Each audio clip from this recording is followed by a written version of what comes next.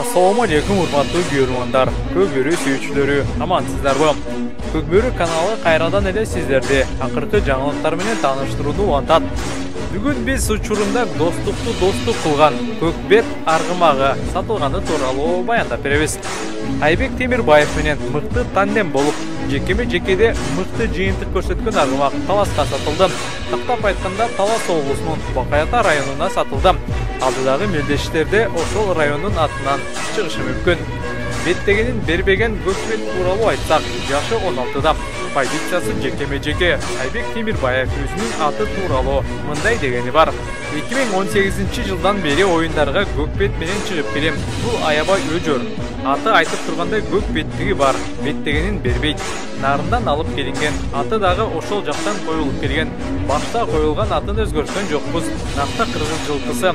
Келгенден бери мен минем. Кыял абдан жаман. Бирок экөөбүз бири-бирибизди жакшы түшүнөбүз. Oyun учурунда сонун мүмкүнчүлүктөрдү алып берет. Акыркы 1-2 жылда көк беттин оюну болбой, бирде семиз болуп калса, бирде суусу жакшы чыкпай, айтор достукка жардам бере албай келген. Быйыл Айбек достуктан кеткен соң көкбет дагы 100% командага алынган жок. Ушундай урматтуу көрөрмандар, көкбет эми Таластын командасынын атынан чыгат. Ал эми ынтымак командасы толук кандуу машыгуусун 15 апрелде баштайт. Учурда оюнчулар аттарды басырып жатышат. Көкбөрүдө жекеме-жеке өтө маанилүү орунда турат. Акыркы достук ынтымак оюнунда Таластын командасы бул жаапта бир топ мыкты болду.